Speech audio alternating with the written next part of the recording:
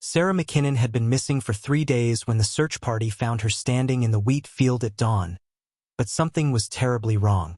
The 17-year-old farm girl now towered above the golden stalks that had once reached her shoulders.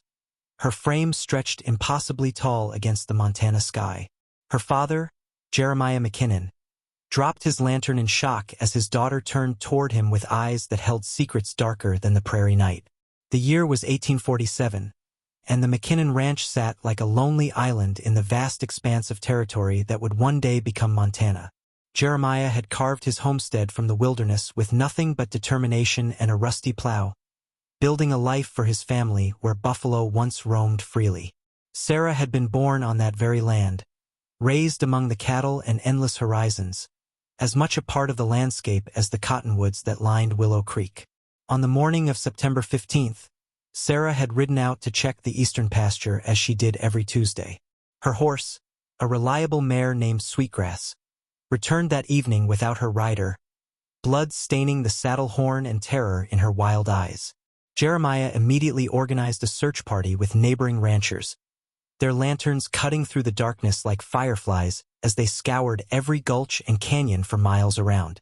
The first hook came when they found Sarah's torn dress hanging from a dead tree branch near Devil's Hollow, a place the local Crow tribe warned was cursed ground where the earth itself was hungry.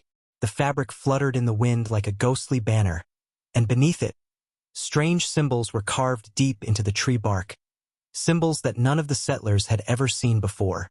Old Pete Garrett, who had lived in these parts longer than anyone, crossed himself and muttered about ancient things that should stay buried.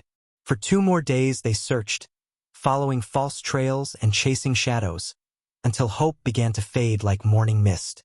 Then came the dawn that changed everything. Sarah walked out of the wheat field as the sun painted the sky crimson, but the girl who returned was not the same one who had disappeared. She stood nearly 7 feet tall, her limbs stretched like taffy, her movements fluid and unnatural. When she spoke, her voice carried an echo that seemed to come from somewhere deep underground. Jeremiah rushed to embrace his daughter, but Sarah stepped back, her elongated fingers raised in warning. She told them she remembered nothing of the past 3 days, only strange dreams of falling through darkness and voices, speaking in tongues she could not understand. The family doctor, a weathered man named Samuel Cross, examined her with trembling hands, finding no medical explanation for her impossible transformation. Her bones showed no signs of break or stretch, her muscles and organs perfectly proportioned to her new height, as if she had been designed this way from birth. The second hook revealed itself when Sarah began to display abilities that defied explanation. She could see clearly in complete darkness, her eyes reflecting light like those of a nocturnal predator. Her strength increased proportionally with her height, allowing her to lift full-grown cattle with ease and bend iron horseshoes with her bare hands. Most disturbing of all, she seemed to know things she had no way of knowing, speaking of events happening in distant towns and predicting weather patterns with uncanny accuracy. News of Sarah's transformation spread through the territory like wildfire, drawing curious visitors and frightened whispers. Some called it a miracle, others a curse, but all agreed that something unnatural had occurred in the shadow of Devil's Hollow. The local preacher, Reverend Thomas Whitmore, declared her an abomination and demanded she be cast out, while others saw her as a sign of divine providence, a guardian sent to protect their small community from the dangers of the frontier. As weeks passed, strange incidents began occurring around the McKinnon Ranch. Crops grew faster and larger than ever before, as if the very soil had been blessed with supernatural fertility. Wild animals behaved differently, approaching the property without fear and seeming to communicate with Sarah in ways that defied understanding. The family's cattle, once scattered and difficult to manage, now moved in perfect formations at her silent command. But these blessings came with a darker price. Travelers reported seeing unnatural lights dancing above the ranch at night, and several neighboring families complained of vivid nightmares featuring a tall figure walking through their dreams. Children in the nearest settlement began drawing pictures of the same elongated woman, despite never having seen Sarah themselves. The local trading post owner, Magnus Olson, claimed his compass spun wildly whenever Sarah entered his store, and his scales refused to weigh anything accurately in her presence. The mystery deepened when Dr. Cross made a disturbing discovery while examining Sarah's medical records from childhood. According to his notes, she had always been exactly average height for her age, never showing any signs of unusual growth patterns. But when he compared these records with the memories of longtime neighbors, inconsistencies emerged. Some swore she had always been tall for her age, while others insisted she had been notably short.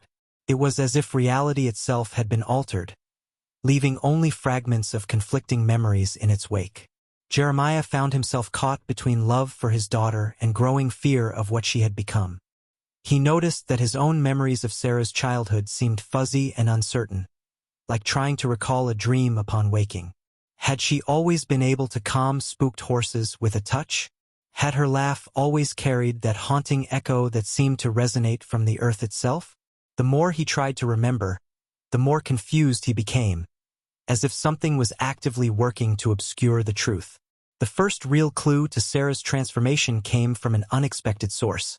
Gray Wolf, an elderly crow medicine man, appeared at the ranch one evening without warning, his weathered face grave with concern. He spoke little English, but through gestures and broken words, he managed to convey a story that chilled Jeremiah to the bone.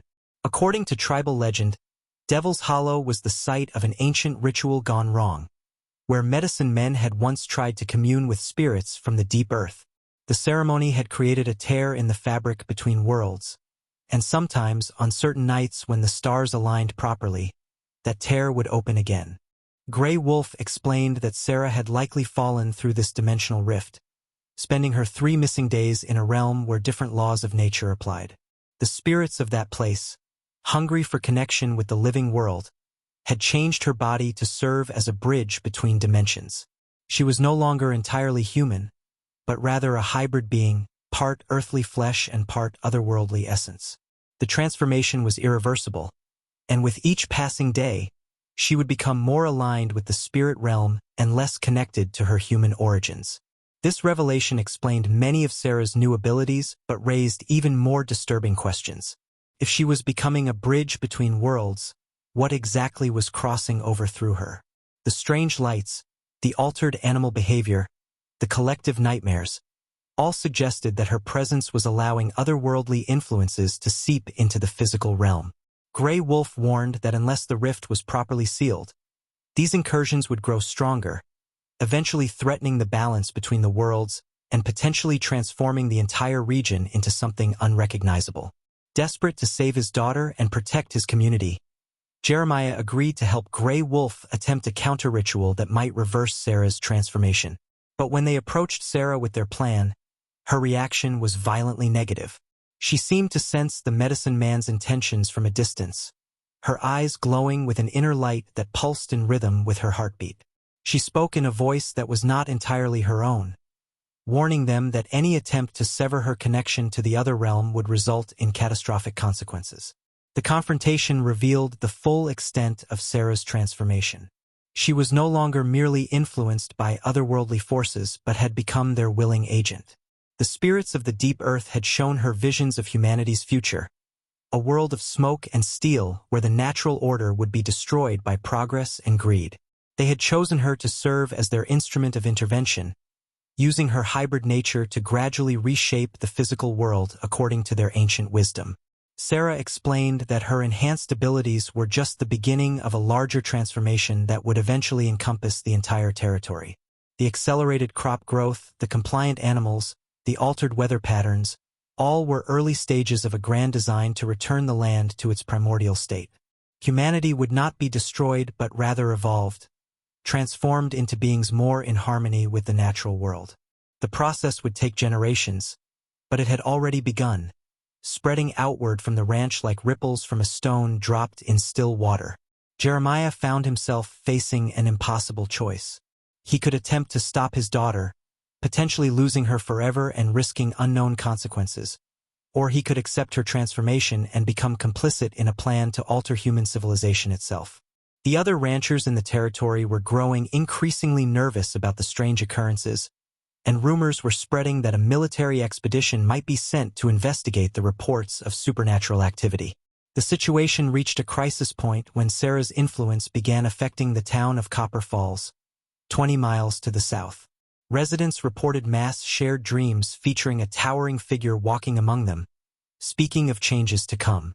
Children began growing at accelerated rates, and the local doctor found himself treating ailments that defied medical explanation. The territorial governor, responding to increasingly frantic reports, dispatched a company of cavalry to investigate what many were calling a threat to public safety. Captain William Morrison arrived at the McKinnon Ranch with 30 soldiers, expecting to find evidence of fraud or mass hysteria. Instead, he encountered Sarah standing calmly in the yard, her impossible height making even his mounted troops seem small by comparison.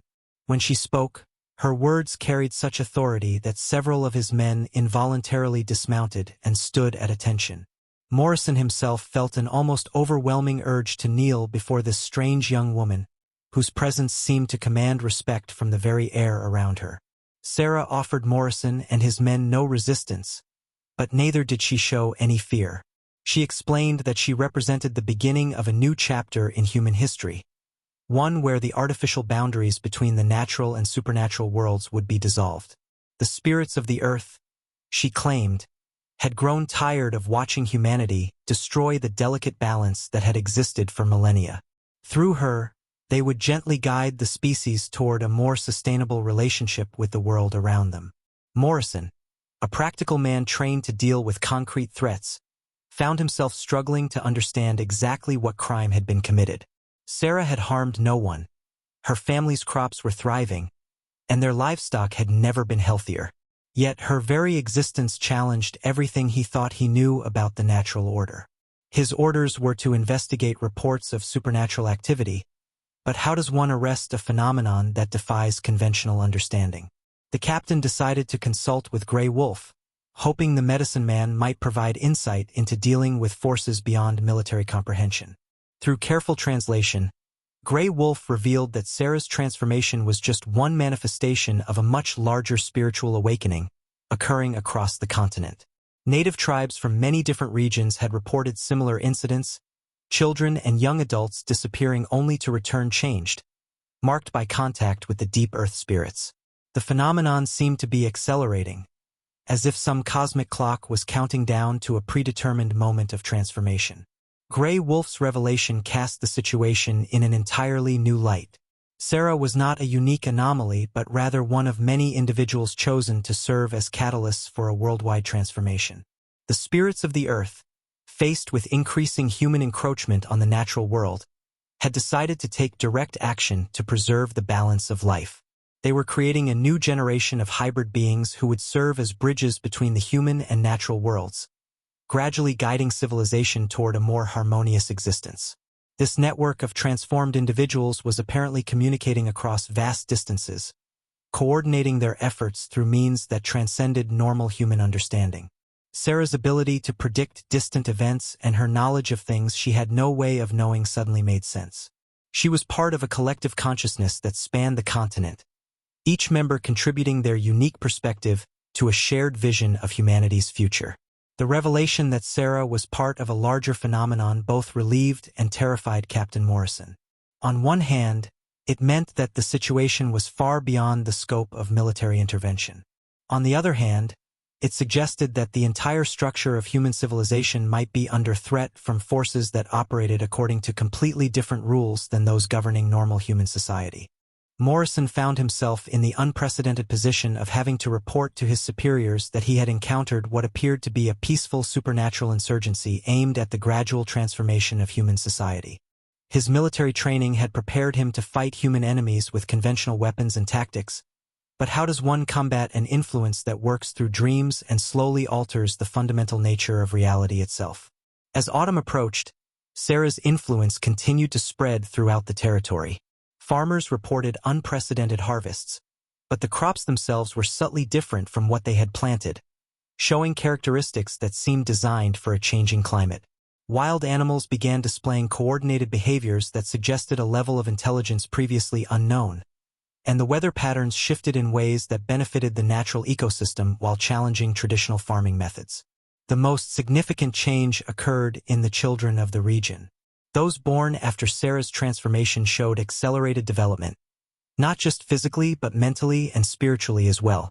They seemed naturally attuned to the rhythms of the natural world, able to predict weather changes and communicate with animals in ways their parents found both amazing and disturbing. Some developed minor supernatural abilities, such as the power to encourage plant growth or sense the emotions of others. Dr. Cross, who had been documenting these changes with scientific rigor, began to suspect that humanity was witnessing the emergence of a new subspecies, one adapted for survival in a world where the boundaries between natural and supernatural were no longer clearly defined. His medical training told him such rapid evolutionary change was impossible, but the evidence was undeniable. Something fundamental about the nature of life itself was shifting in response to Sarah's presence. The government's response to Captain Morrison's reports was swift and decisive.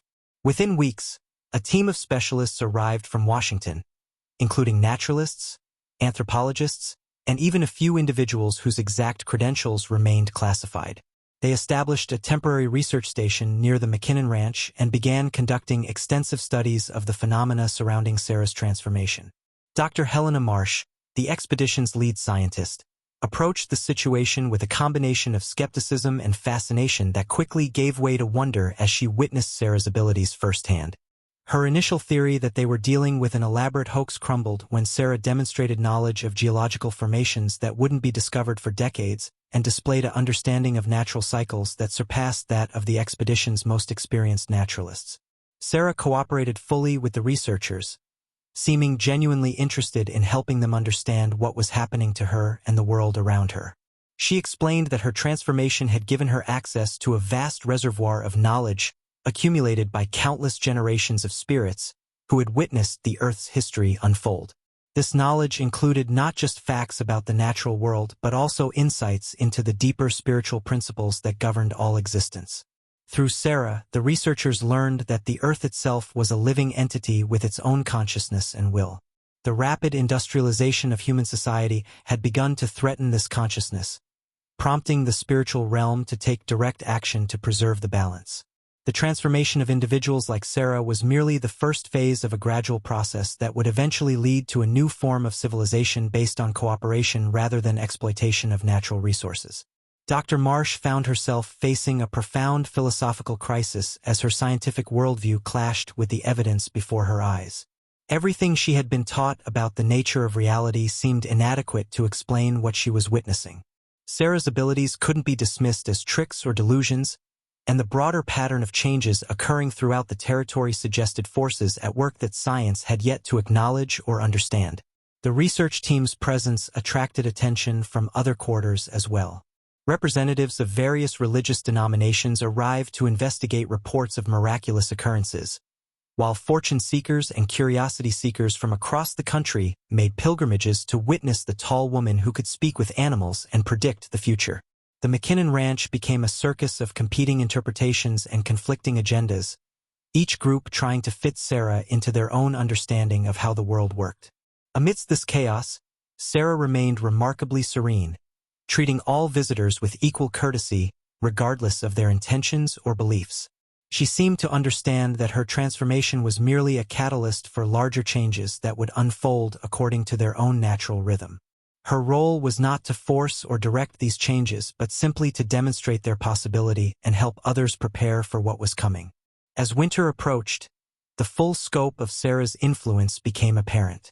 The entire ecosystem within a 50-mile radius of the ranch had been subtly altered, creating a pocket of enhanced natural harmony that served as a preview of the world the Earth spirits envisioned. Animals that were natural enemies coexisted peacefully. Plants grew with unprecedented vigor despite the harsh climate, and even the weather seemed to moderate its extremes in response to the needs of the living creatures within this transformed zone. The implications of these changes were staggering. If such transformations could be replicated across larger areas, traditional concepts of agriculture, resource management, and human settlement would become obsolete. Society would need to be restructured from the ground up to accommodate a world where the natural and supernatural were seamlessly integrated. But the transformation came with costs that were only beginning to be understood. People who spent extended periods within Sarah's sphere of influence reported profound changes in their consciousness. experiencing visions and insights that permanently altered their perception of reality. Some welcomed these changes as spiritual awakening, while others found them deeply disturbing. A few individuals seemed unable to cope with the expanded awareness and suffered what Dr. Cross described as metaphysical shock, a condition for which conventional medicine had no treatment. The government team faced the unprecedented challenge of deciding how to respond to a phenomenon that was neither clearly beneficial nor obviously threatening. Sarah and her growing network of transformed individuals posed no direct danger to human life, but their very existence challenged the fundamental assumptions upon which society was built. The question was whether humanity would be able to adapt to the changes they represented, or whether the collision between old and new ways of understanding the world would lead to chaos and conflict. As the first anniversary of Sarah's transformation approached, signs appeared that the process was entering a new phase. Other individuals throughout the territory began displaying similar abilities, though none had undergone as dramatic a physical transformation as Sarah herself. The network of enhanced humans was growing, and with it, the influence of the Earth spirits on the physical world was becoming stronger and more widespread. Captain Morrison, who had remained in the area to monitor the situation, found himself caught between his duty to his superiors and his growing understanding that military force would be useless against opponents who could reshape reality itself. His men had begun experiencing the same collective dreams that affected other residents of the territory, and several had requested transfers to avoid further exposure to influences they didn't understand. The captain realized that the old ways of thinking about conflict and control were inadequate for dealing with a phenomenon that operated according to spiritual rather than physical laws. Sarah and her allies weren't seeking to conquer territory in any conventional sense, but rather to gradually transform the consciousness of everyone within their influence until opposition became not just futile but irrelevant. Dr. Marsh's research had led her to similar conclusions from a scientific perspective. The changes occurring around Sarah weren't violations of natural law, but rather expressions of deeper principles that conventional science had never acknowledged. The Earth spirits weren't supernatural beings, but rather manifestations of the planet's own consciousness, operating according to laws that govern the intersection between mind and matter, consciousness and reality. This understanding suggested that resistance to the transformation would ultimately prove futile because it was aligned with forces more fundamental than human will or technology. The choice facing humanity wasn't whether to accept or reject the changes, but rather how quickly and gracefully to adapt to a new reality in which the boundaries between self and environment, individual and collective, natural and artificial were being redrawn. Jeremiah McKinnon, watching his daughter from across the transformed landscape that had once been his simple cattle ranch, finally began to understand the true nature of what had happened to his family. Sarah hadn't been taken from them but rather given back in a new form, enhanced with capabilities that would help guide humanity through the transition ahead. The grief he had felt for his lost daughter was replaced by awe at what she had become and determination to support her mission however he could. As the story draws toward its conclusion, the full scope of the transformation becomes clear. Sarah's disappearance and return weren't isolated incidents but part of a worldwide awakening of the Earth's consciousness in response to humanity's impact on the natural world. The tall young woman standing in the wheat field represented hope for a future in which human civilization and natural harmony could coexist, but only if humanity proved wise enough to embrace the changes rather than fighting them. The mystery of Sarah's 3 missing days would never be fully solved in conventional terms, but perhaps that was as it should be. Some truths are too large to be contained within ordinary understanding and can only be lived and experienced rather than explained and analyzed. Sarah McKinnon had returned from her journey between worlds carrying gifts that would reshape human civilization, and the greatest mystery of all was whether humanity would prove worthy of them. As winter settled over the Montana Territory, the truth about Sarah's transformation became undeniably clear to everyone who witnessed it. The tall young woman who had returned from Devil's Hollow was no longer entirely human, but something far more extraordinary. Her connection to the Earth spirits had grown stronger with each passing day, and through her, the very fabric of reality in their region had begun to shift in ways that defied every conventional understanding of how the world worked. Dr. Helena Marsh, the government scientist who had arrived to study the phenomenon, found herself documenting changes that challenged everything she had learned in her years of research. The ecosystem within 50 miles of the McKinnon Ranch had transformed into something that resembled a living paradise, where natural predators coexisted peacefully and crops grew with supernatural abundance despite the harsh frontier conditions. Animals displayed intelligence and coordination that suggested they were operating according to some higher consciousness, and the weather itself seemed to moderate its extremes to support the flourishing life within Sarah's sphere of influence. But perhaps the most significant changes were occurring in the people themselves. Children born after Sarah's transformation showed accelerated development, displaying abilities that their parents found both miraculous and deeply unsettling. They could predict weather changes with uncanny accuracy, communicate with wild animals through means that transcended normal language, and demonstrated an intuitive understanding of natural cycles that surpassed that of experienced farmers and ranchers. Some developed minor supernatural abilities, such as encouraging plant growth through touch or sensing the emotional states of others from great distances. The network of transformed individuals was expanding beyond Sarah herself.